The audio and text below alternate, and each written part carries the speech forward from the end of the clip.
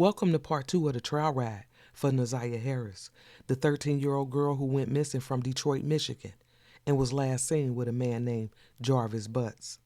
It's important that we break down the timeline surrounding Naziah's disappearance. In part 1, we discussed the text messages shared between Jarvis and Naziah, and it highlighted a sexual relationship between the two. Naziah ended up pregnant and then ended up missing. We will start with the last day anyone had heard from or seen Naziah, which was January the 9th. Come on, ride with me. What school did she attend? J.E. Clark Preparatory Academy. And is that also in Detroit? Yes, it is. 6 a.m. That's when I get the children up. They usually get up, get dressed, prepare themselves.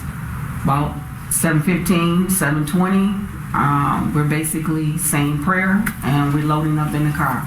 I'm dropping them off at school at 7:30. Breakfast starts at 7:30 and they like to eat breakfast at school.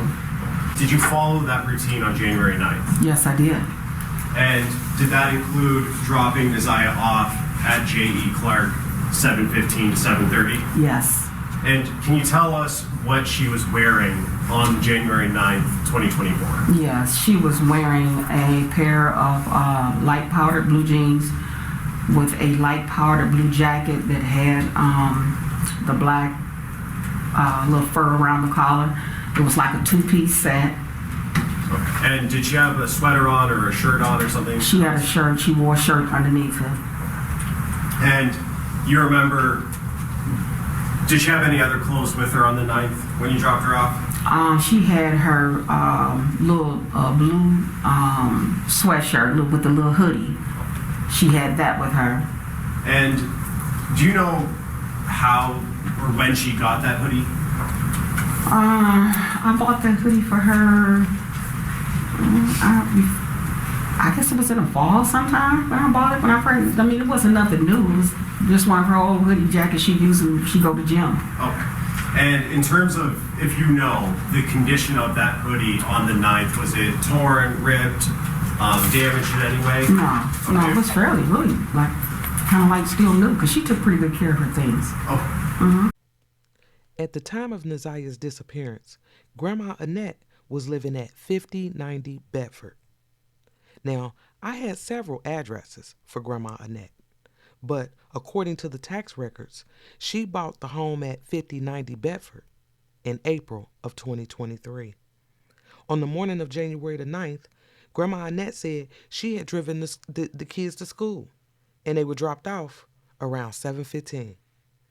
Naziah had attended J.E. Preparatory School, which was about a 4 to 5 minute drive from Annette's house. Grandma Annette said that Naziah was wearing a powdered blue jacket, powdered blue jeans, and a blue hoodie. Don't forget that. And while Naziah was starting her day at school, Jarvis was getting his day started. And then where did you guys work then? We got a shop together on 9,000 Connors.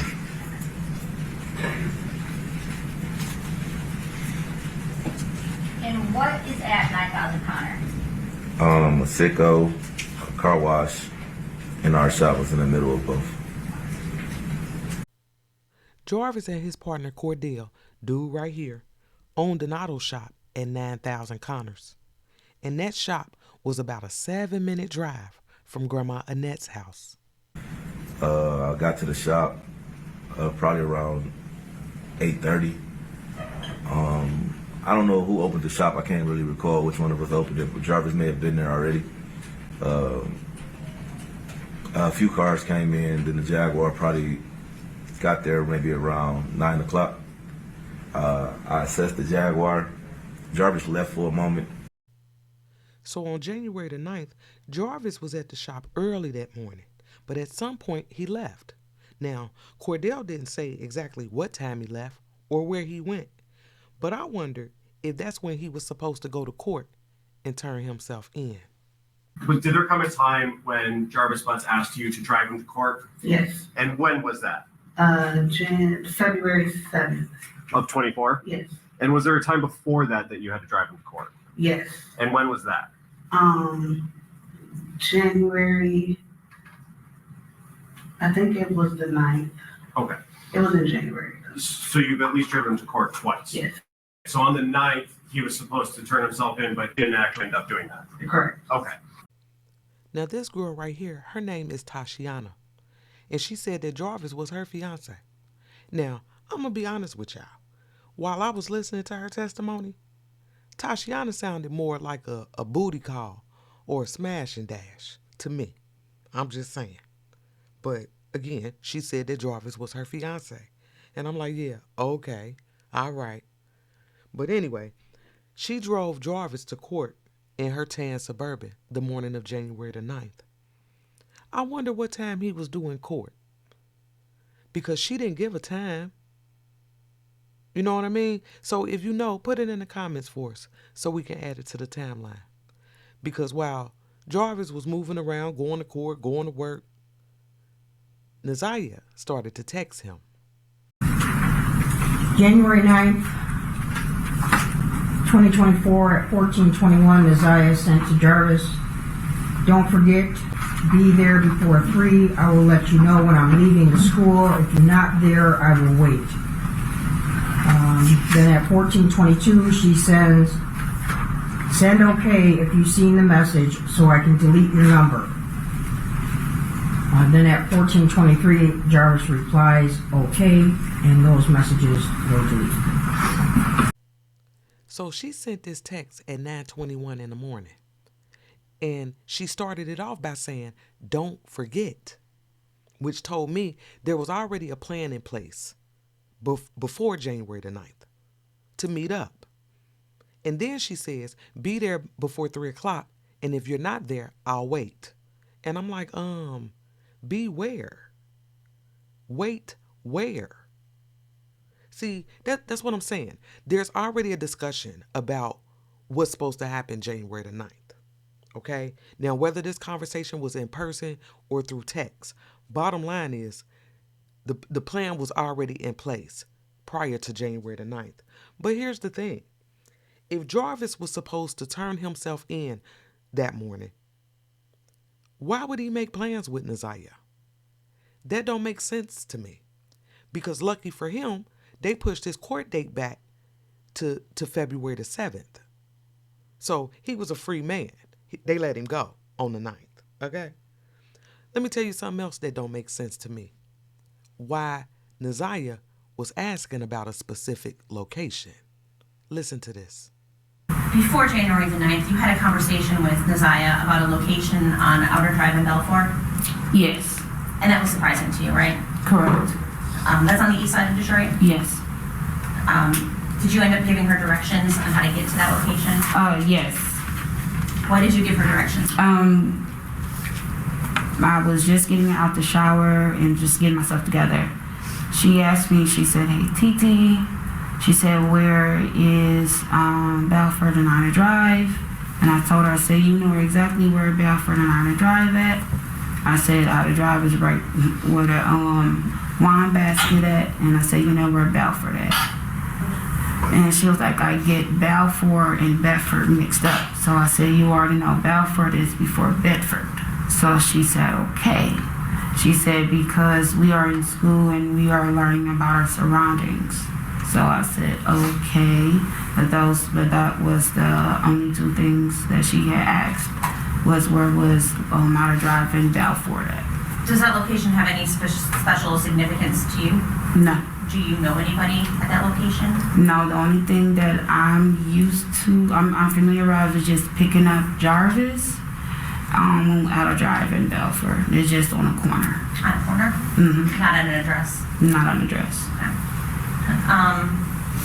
When was this conversation that you had about that location? Do you recall? This was right before Naziah went missing. Like how soon before? Weeks?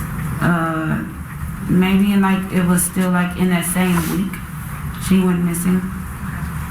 So days before Tuesday, January the 9th, Naziah is asking Shannon about the location of Outer Drive and Balfour Road. Now, Outer Drive and Balfour Road is about a 14-minute walk from Annette's house, and it's about a 20-minute walk from Naziah's bus stop, Was this where her and Jarvis was supposed to meet up? What y'all think? Sometime that day in school, Naziah took this picture. And this would be the last photo of Naziah. It was also said that during that school day, Naziah was found laying on the floor, holding her stomach, asking to speak to the counselor. I wonder what that was all about. What was going on with her? And sad thing is, she never got to speak to the counselor. Now, there was also reports that Naziah was telling her friends in school that she was running away. And when I thought about that and then went back to this picture, I thought to myself, is she waving goodbye? I don't know. What y'all think? Well, when school is over, the bell rings at 2:40. Naziah was due to come home. And normally when the bell rings, 2:40, 2:45, she's getting on the bus. And was that's what she normally did on other days? Mm-hmm. Is that a yes? Yes, I'm sorry. And yes. what time would she normally arrive back at home? The Naziah would be walking in through the door maybe 3:05, no later than that. And on January 9th, did she walk in at 3:05? No, she did not. Now, Naziah did get on her school bus after school. Here she go. There she go right there, riding her bus. And she got off at her normal bus stop at the corner of 3 Mile and Cornwall Drive. Then there's this video footage from the ring cam that shows her bus headed toward the corner of 3 Mile and Cornwall Drive. Then the video shows Naziah walking up the street and walking past the ring cam at 4803 Bedford at 2:54 p.m. Let's take a ride through her route real quick. Now, this is the corner of 3 Mile and Cornwall. Naziah bus stop was right here to your left, right in front of this red and yellow fence. She got off the bus and walked up this street right here. Now, I found 3 addresses for Grandma Annette and Aunt Shannon. And out of the 3, 2 of those addresses would have been to the left once she got up here to Bedford. She would have went to the left, but she didn't go to the left. She went to the right, and she got caught on the ring cam at this house right here.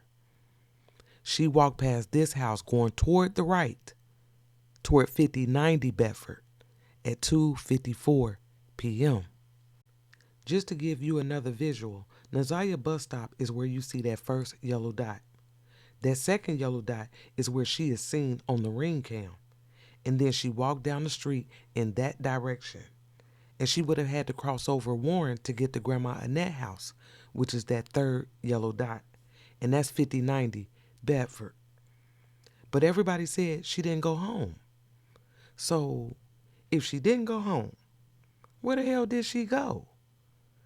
Balfour and Outer Drive, maybe? I don't know. But while she's walking to her destination, Jarvis was working at his shop at 9000 Connors, and him and his partner Cordell had to leave to go to AutoZone. Did you guys, did one of you guys go to the auto parts store, or did you both go? We both went. You both went? Okay. Tell me what happens when you go to the auto parts store. Before that, I called them. They ordered the water pump, so we went and picked it up when they called and said it was in. We got in the truck, went to AutoZone, got the water pump. On our way back from AutoZone, I believe we forgot something, so we ended up turning back around, going back to AutoZone, grabbed whatever we forgot, came back, and on our way back, we was coming down Harper. Jarvis said, "I see my niece right there. She walking." We pulled into Angel's liquor store. I still didn't see her. He pointed across my face, said she right there. She was coming across the street at that time. She got in the truck with us. She spoke, "Hi King, hi Jay," and we proceeded back to the shop. So Jarvis and Cordell leave the shop to go to AutoZone to get that water pump for that red Jaguar that they had been working on. That red Jaguar belonged to Cordell's son's grandmother. Don't forget that. He said they went to AutoZone, but he didn't say which one. Do you know how many AutoZones down there in that area? I mean, a lot. But again, he didn't tell us which one. But understand what Cordell did tell us. And keep in mind, Jarvis is driving his white Escalade.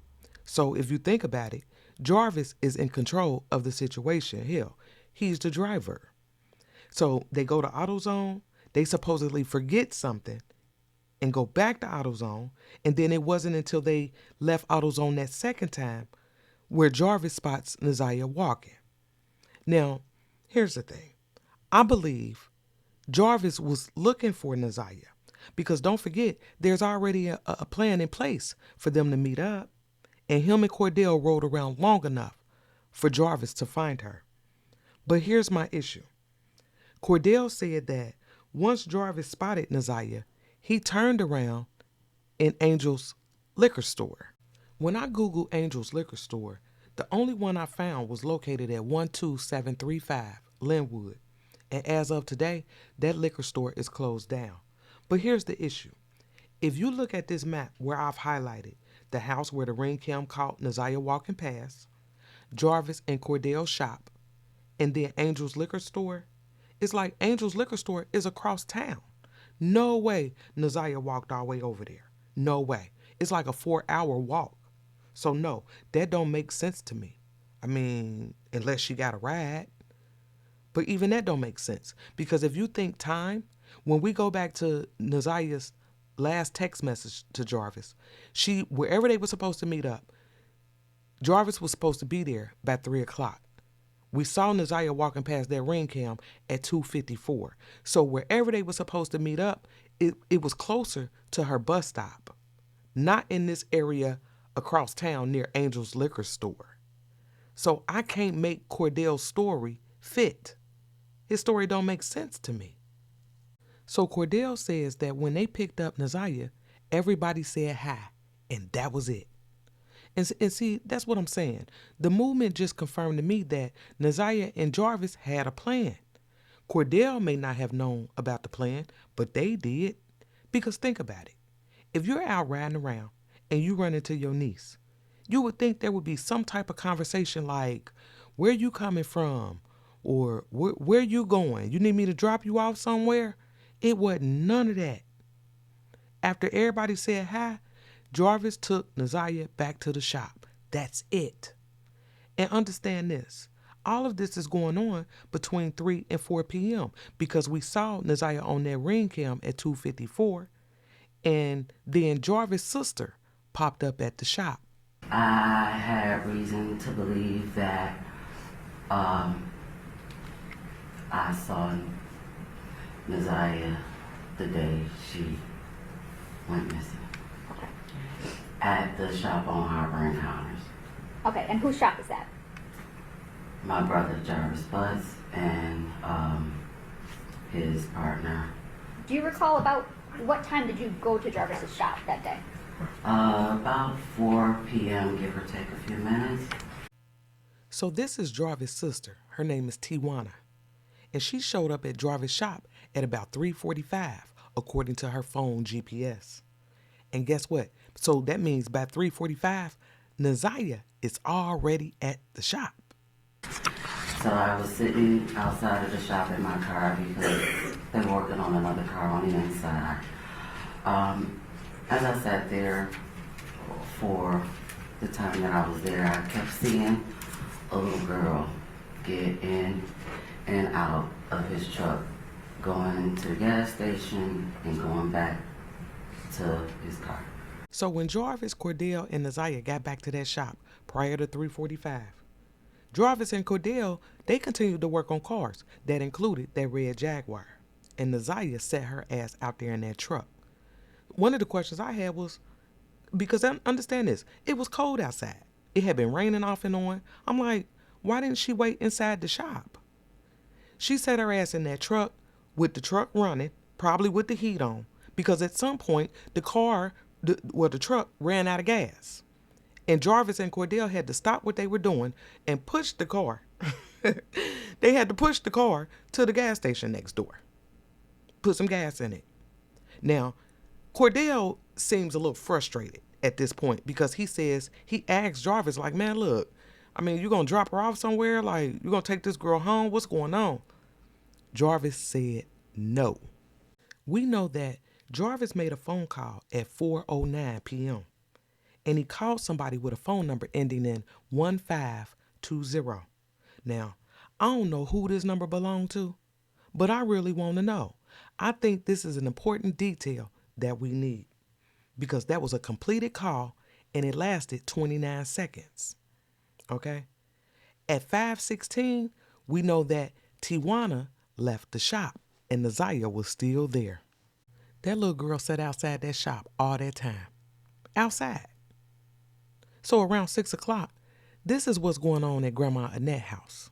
When I picked my children up from the after school program, I went in. Shannon said she was not there. Okay.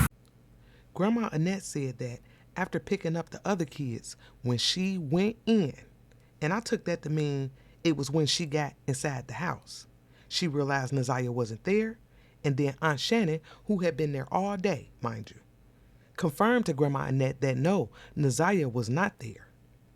That would make sense to me. That story makes sense. But here's my issue. Aunt Shannon described that situation a little bit different. Listen to her. So my mom was still in the car. I was inside the house. They was coming to the house, walking up to the door. When I opened the door, they asked me, Mom said, did Naziah come home? I said no. See, Shannon says that Grandma Annette was still in the car when she sent the other kids into the house to ask Aunt Shannon if Naziah came home. Okay, so, wait a minute. This might not be a big deal to some, but I got a problem with this, and I'm going to tell you why. If Grandma Annette hadn't even made it inside the house to even know whether or not Naziah was there, why would she be asking if Naziah came home? I mean, was she expecting Naziah not to be there? That just seems odd to me. Why ask that? We're getting two different stories from Grandma Annette and Aunt Shannon. So who do we believe? Because somebody lying. I called my son grandma and asked her how she was going to retrieve the vehicle.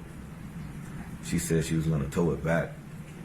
I told her she didn't have to do that. That was just spending extra money. So I asked Jarvis, was it all right if we dropped it off? He said yes. And we started making preparations to do so. So after working on that red Jaguar all day, Cordell and Jarvis made plans to drop that car off to Cordell's son's grandmother. And she lives out in Ypsilanti. Ypsilanti is about a 35-minute drive from the shop. Now, according to the phone pings, at 6:38, Jarvis, Cordell, and Naziah, they on the move, and they headed toward Ypsilanti. Cordell drove his own car, and Jarvis and Naziah rode in the red Jaguar together. And while they were headed to Ypsilanti, this is what Grandma Annette and Aunt Shannon was doing. And when I got to the house and I found out that she wasn't there, I got back in the car and I went back up to the school. And by that time, nobody was there. Nobody was at the school. So now, I mean, I'm kind of like, I'm frustrated. Now I'm going like, you know, because whenever she wants to stay after school or do something, she would always call me. Well, hey, Nana, can I stay after school? Or she would call one of her TTs, hey, TT, can I stay after school? So that wasn't like her. So I'm really frustrated now. So now I go back to the house and I'm talking to my daughter, Shannon. And I'm going to stop you right there because I don't want to go into what anybody else said. Okay. But you went back to the school. Nobody was at the school. You went back to the house. Naziah is still not there, correct? Correct. Did you go back out looking for her after that? I did. Okay. Where did you go looking? I was driving around in the neighborhood, everywhere. I'm just looking, just like hoping I'll see her, you know. I called my twin sister. I called some of her friends that I know that stays close by. If they had seen Naziah, heard from Naziah and everything. And when I reached out to my sister, she said no. Her friend said no. So Grandma Annette said that she was frustrated. That's the word she used, frustrated. And then she said she rode around looking for Naziah. And then Aunt Shannon said she called some of her friends and nobody had seen her. Now, although Naziah had been to Jarvis' shop before, Nobody thought to look for her there. Nobody. Hell, Grandma Annette claimed she didn't even know where the shop was. Okay? But still, Shannon knew. I mean, I wish one of them would have thought, let me ride by the shop. Because she was there. Naziah was there during this time. And it was only 7 minutes away from Annette's house. Now, Shannon didn't think to drive by the shop, but she did think to call Jarvis. Did you tell Jarvis Butts about not being able to locate Naziah on January 9th, 2024? Yes. I texted him. Well, at first I called him. He didn't answer. The second time I sent him a message, still no tutor. He replied back, oh wow. Does a 586-510-5161 sound familiar? Yes. And what number is that? That used to be my old number. So Shannon had the phone number ending in 5161. And according to Jarvis' phone records, right here, if you look at line number 2, there's interaction between Jarvis' phone ending in 8719 and Shannon's phone ending in 5161. And it looks like Jarvis made an outgoing call to Shannon that went unanswered. But when you listen to Aunt Shannon's testimony, she said she tried to call him and he didn't answer. This call detail report confused the hell out of me because I really think that the outgoing call was from Shannon to Jarvis and not the other way around. Shannon never mentioned Jarvis calling her. And then think about this. During this time, Jarvis is riding in that red Jaguar with Naziah because they're headed toward Ypsilanti. So why the hell would he be calling Shannon? That don't make sense to me. But either way, whether Jarvis called her or vice versa, the call went unanswered. And Naziah was riding with him, sitting right next to him. Damn. So at this point, Jarvis is probably already suspecting that they're looking for Naziah, which is probably why he ain't answered the damn phone. But even though he didn't speak to Shannon, 7 minutes later, at 7:02, he did speak to someone with a phone number ending in 5573. Guess who that number belongs to? Her, Tashiana. And if you look at line number 3, it looks like Jarvis placed the outgoing call to Tashiana. But if I apply the same logic, I think Tashiana called Jarvis and he answered. I wonder what that conversation was all about. Because the phone call lasted 2 minutes and 5 seconds. Now, if you look at line number 4, at 7:22, Jarvis spoke to someone with a phone number ending in 2195. That number belonged to Latrice, her. And if I apply the same logic, it looks like Jarvis called her and she answered. That call lasted 18 seconds. And that must have been when Jarvis was calling her to ask her if he could use her car. And understand this, by 7:22, Jarvis, Naziah, and Cordell have arrived in Ypsilanti. Okay, who brought that Jaguar out to Ypsilanti? Cordell and Jarvis. Okay, and was anyone else with Cordell and Jarvis? Yes. Who is that person? Naziah. So they came, they delivered the car. They were talking to my mom about what was wrong, gave her the invoice. It was just like a regular day when they came in, they sat on the couch for a few minutes. Naziah was sitting in the chair by the TV. We spoke, very brief. Asked her if she wanted something to drink. She didn't. My 6-year-old son ran up to her, the dog. It was just very mellow. They sat there, we talked about the car and stuff. We talked about my nephew. Cordell was trying to wait till my nephew got out of school, but because he was on tether, they had to leave, so they didn't get to stay long enough for my nephew to come. And your nephew would be Cordell's son? Cordell's son, yeah, correct. Did you talk to Mr. Butts about Naziah? Did he introduce her or anything like that? We just asked, hey, everybody spoke. He said this is his niece, and that was pretty much the basis of it. I cannot remember if he said her name or not, but he did introduce her as his niece. So it took them about 40 minutes to get out to Ypsilanti. And according to Cordell, they were only out there for about 20 minutes. And that would make sense because Naziah, Jarvis, and Cordell was back at the shop by 8:28 p.m. What do you do when you get back to 9,000 Connors? Opened up the shop door where he left. He left his truck in one of the bays, so we opened up that bay door, went through the gas station because that's the way we entered the shop. Went through the gas station, opened the shop, opened one of the bay doors. I went to the back and started splitting the money that we had made for the day, and separating the receipts, etc. Where do you see his niece go? Getting this truck. Just so you know, Cordell was on a tether program. He was being monitored electronically, and he had a curfew. Cordell had to be home by 9 o'clock. I wonder how far he lived from the shop. I mean, because he was pressed for time. And so after they split the money that they made for the day, Cordell said he left the shop. And based off of Jarvis' phone pings, Jarvis was still at the shop at 8:42. But 6 minutes later, at 8:48, Jarvis' phone is pinging at 13362 Wilshire. And this is where Jarvis was supposed to be living with another woman named Angel. And I'm like, damn, Jarvis was doing the most, wasn't he? I mean, it was hard trying to keep up with this shit. The Wilshire address is only a 5-6 minute drive from the shop. So time-wise, that makes sense to me. But that phone places Jarvis in that area from 8:48 p.m. to 8:59. Now, was Naziah still with him? I believe she was.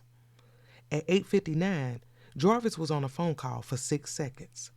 This report didn't give us a phone number to who Jarvis was speaking with, but I wondered if it was her. Listen to her. Naziah Johnson, And how old are you? 31. And I don't want to know your exact address, but what street do you live on? Outer Drive in Belfort. And what kind of vehicle did you drive back in January of 2024? A blue Nissan Sentra. Okay. He called and asked if he can use my car to do something with his son. Okay. And when is it that how did he get your car? I didn't get home till about 9 o'clock and he came to my house to pick my car. Is that 9 a.m. or 9 p.m.? 9 p.m. 9 p.m.? Okay. Okay, couple things. This girl name is Latrice, and yes, she too has a baby with Jarvis. But did you hear where she said she lived? She said she lived near Outer Drive in Balfour Road. Okay, remember this location? This is the same location that Naziah was asking about just days before January the 9th. I mean, coincidence or not? Now, Outer Drive in Balfour Road is about a 6-minute drive from that Wilshire address. Now, we heard Latrice say she didn't get home to around 9 o'clock. So I suspect that Jarvis picked up her car, that blue Nissan, by 9:15, okay? And by 9:30, Jarvis and Naziah was checked into the Park Crest Inn at 20,000 Harper Avenue. Park Crest Inn was only a 6-minute ride from Outer Drive and Balfour Road. So I suspect that Jarvis went and grabbed the baby mama car, that blue Nissan, and then him and Naziah headed toward Park Crest Inn. And understand this, Jarvis is no stranger there, okay? This is one of his spots. That's probably why he didn't want to take his truck, okay? He's trying to be incognito right now with Naziah. And we know that him and Naziah checked into that Park Crest Inn at 9:30. So at 9:30, we know where Naziah is at. We know where she is. And she's not at home. Grandma Annette and Aunt Shannon told us that this was not like Naziah. This was so out of character for her. And that she always came home on time. But, of course, on January the 9th, it didn't happen that way. So if what they're telling us is true and that this is so out of character for Naziah, then somebody got to explain this shit to me. You did not call the police then, correct? No. Driving around looking for her. My daughter reached out to some of her classmates. I did. Nothing. So after that, I asked my mom, did she want me to call police? She said no, she will take it up in the morning. Wait a minute, what? You will take it up in the morning? How the hell can you go to bed and sleep peacefully knowing that your 13-year-old child is unaccounted for? How? The only way I can make this make sense is if Naziah is known to do shit like this and they've just gotten used to it. You understand what I'm saying? Or they truly didn't care enough to call the police. I mean, it's a sad situation no matter how you slice this. Naziah was left to fade into the night, y'all. And Jarvis, he went silent for a minute too when they got to that hotel.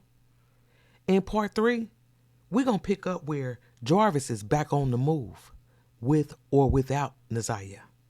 So stay tuned. We still riding, baby.